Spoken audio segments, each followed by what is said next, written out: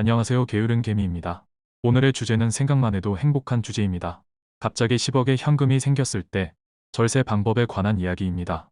만약 안정적으로 배당 투자를 하고 싶은데 10억이 생겼다면 어떻게 해야 할까요?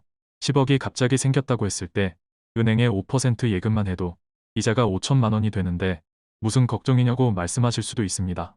하지만 현실은 그렇게 간단하지 않습니다.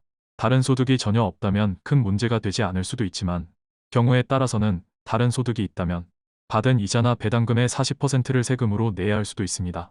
1년 동안 내가 받은 이자나 배당금이 2천만 원을 넘게 되면 종합소득과세자가 되기 때문입니다. 그러면 어떻게 금융소득 종합과세자가 되는 걸 피할 수 있을까요? 일부러 이자율이 낮은 수시입출금 계좌에 가지고 있어야 할까요? 하지만 5천만 원의 이자나 배당소득을 포기해야 하는데 그렇기엔 너무 아깝습니다. 우선 분리과세나 비과세 계좌를 적극적으로 활용해야 합니다. 지금부터 분리과세 또는 비과세 계좌를 설명드리겠습니다. 첫 번째는 투용자집합 투자기구 전용 계좌입니다. 말이 좀 길어서 어렵게 느껴질 수 있는데 일명 맥쿼리 인프라 계좌라고 불립니다. 삼성증권이나 미래에셋 등에서 이 계좌를 개설할 수 있는데 이 계좌를 개설하면 오로지 맥쿼리 인프라만 매수할 수 있습니다. 1인당 최대 1억까지 투자금에 대해서 15.4% 분리과세가 적용됩니다. 다음은 리츠 분리과세입니다. 리츠 종목으로 받은 배당금을 9.9% 분리과세를 적용시켜줍니다. 증권사에 리츠 계좌로 등록을 해야 하며 3년간 유지할 경우 1인당 최대 5천만 원까지 분리과세가 적용됩니다. 다음은 상호금융기관 준조합원에 가입하는 방법입니다. 주변의 지역농협이나 수협, 신협, 새마을금고 등에서 가입이 가능하며 1인당 최대 3천만 원까지 비과세가 적용됩니다. 잘 찾아보면 5%가 넘는 정기예금도 찾을 수 있습니다. 1인당 3천만 원까지 혜택을 받을 수 있어서 앞서 말씀드린 계좌보다 한도는 적지만 비과세다 보니 훨씬 절세 효과가 좋다고 할 수 있습니다. 다음은 공제회 장기저축입니다.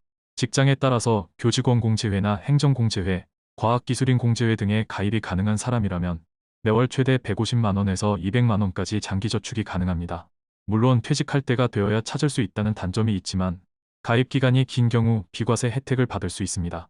그리고 나중에 수령할 때 금융소득종합과세에 해당되지 않습니다. 다음은 비과세 종합저축입니다. 65세 이상이거나 장애인 등 특정한 경우에 가입이 가능한 계좌입니다. 1인당 최대 5천만 원까지 혜택을 받을 수 있으며 은행뿐 아니라 증권사에서도 가입이 가능하여 주식이나 ETF 등을 매매할 수도 있습니다. 지금까지 말씀드린 분리과세 또는 비과세 혜택을 주는 상품을 정리해 보겠습니다. 투용자집합기구에서 1억, 리츠 분리과세로 5천만 원, 상호금융기관에서 3천만 원을 입금하면 총 1.8억까지 분리과세 또는 비과세가 가능합니다. 여기에 추가로 해당이 되는 경우라면 공제회 장기저축과 비과세 종합저축 등을 통해 첫 해에 1인당 2.5억까지 비과세 계좌에 납입할 수 있습니다. 만약 부부가 같이 이와 같이 적용한다면 최대 4, 5억까지는 소진이 가능할 것입니다. 여기에 연금저축펀드와 IRP에 매년 1,800만 원까지 납입이 가능하고 중개형 ISA 계좌에 매년 2천만 원까지 납입이 가능하므로 1년에 3,800만 원을 소진할 수 있습니다. 중개형 ISA 계좌는 3년마다 만기 해지하여 연금저축펀드로 이체할 수 있습니다. 연금계좌와 중개형 ISA에 납입한 금액도 당연히 금융소득종합과세에 전혀 영향을 주지 않습니다. 갑자기 생긴 10억을 금융소득종합과세자가 되지 않기 위해 1년간 이렇게 분할해서 투자하고 나서 남은 금액은 어떻게 해야 할까요? 아직은 연간 이자와 배당소득이 2천만 원 이하인 경우에는 금융소득종합과세자에 해당하지 않습니다. 따라서 대략 5억까지는 4% 배당금에 투자를 할 수 있는 셈인데요. 그렇게 하고도 남은 나머지 금액은 저라면 이 방법을 고민해 볼 듯 합니다. 첫 번째 방법은 매년 연금계좌와 아이사 계좌로 보내서 소진하기 전까지는 거래량이 많은 배당주를 매수한 후 연말에 매도하는 방법입니다. 연말 연초에는 거의 대부분의 종목이 배당락이 발생합니다. 예를 들어 만원짜리 주식이 1,000원의 배당금이 예상된다면 배당을 받을 권리가 있는 날에는 만원짜리인 주식이 배당을 받을 권리가 없어진 배당락이 있는 날에는 9,000원이 됩니다. 반드시 그렇게 되지는 않지만 대부분 이런 식으로 움직이게 됩니다. 따라서 만원짜리 주식을 팔고 다음날 9,000원짜리 주식을 산다면 1,000원의 배당금을 받은 셈이나 마찬가지이기 때문입니다. 물론 이 방법은 거래 비용이 추가로 들고 배당나기를 기억했다가 잊지 말고 거래를 해야 하는 등 귀찮다는 단점이 있습니다. 그리고 배당나길 전후로 생각지 못한 주가의 변동성이 있을 수도 있겠지요. 제 생각에는 2, 3년 정도만 이렇게 하면 연금 계좌로 한도만큼 꽉꽉 채워서 돈을 보내면 금융소득종합과세 걱정에서 벗어날 수 있을 것입니다. 두 번째 방법은 아예 배당금을 거의 주지 않는 종목을 매수하고 2, 3년간 버티는 방법입니다.